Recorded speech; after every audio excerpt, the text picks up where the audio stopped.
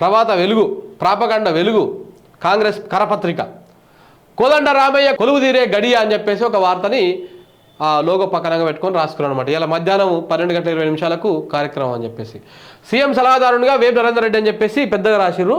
మనం ఇదే విషయాన్ని ఇంకొంచెము క్లారిటీగా చెప్పినాం. ఓటుకు నోటు కేసు ఈయన వల్లనే జరిగిందని ఆయనకే ఇప్పుడు ఇచ్చిరని చెప్పేసి మనం ఇంకా కొంచెం క్లారిటీగా చెప్పినాం. మూసీ పైన ఫోకస్ పెట్టినంట 56 కిలోమీటర్ల పొడవున ప్రక్షాళన గ్రీన్ అర్బన్ పార్కుల కోసము సర్కారు కార్యాచరణ. విదేశీ పర్యటనలో మూసీ రివర్ ఫ్రంట్ పైన సీఎం రేవంత్. మూసీ గీడ ఉంటే గాడ ఏం చేస్తున్నాడు ఆయన?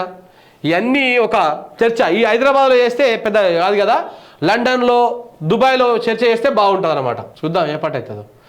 తప్పులు జరిగినాయి, రిపీట్ కానీయ. పార్టీ కోసం పనిచేసే కార్యకర్తలను కాపాడుకుంటాం కేసీఆర్. వచ్చే నెల నుంచి తెలంగాణ భవన్లో అందుబాటులో ఉంటారని వెల్లడి. కార్యకర్తలతో నిత్యం ఫోన్లో మాట్లాడుతున్న బీఆర్ఎస్ చీఫ్. కేసీఆర్ గారు రోజు ఫోన్లో కార్యకర్తలతో మాట్లాడుతూ ఉన్నారు. గతంలో తప్పులు జరిగినాయి, అవన్నీ జరగనీయకుండా చూసుకుంటా పార్టీ కోసం కష్టపడ్డ వాళ్ళకే పదవులు ఇస్తామని చెప్పేసి చెప్పినట్టు వెలుగు పత్రిక రాసింది. కేసీఆర్ ఇకపై కరీంనగర్లోనే ఇంట్లో లిఫ్ట్ ఏర్పాటు చేయించుకుంటున్నారు మాజీ ఎంపీ వినోద్ కుమార్.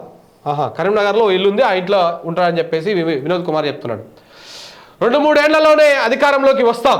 మల్కాజ్గిరి లోక్సభ సన్నాహక సమావేశంలో కేటీఆర్ 14 సీట్లను స్వల్ప ఓట్ల తేడాతో కోల్పోయినాం. వాటిలో సగం సీట్లు గెలిచిన రాష్ట్రంలో హంగు వచ్చేది.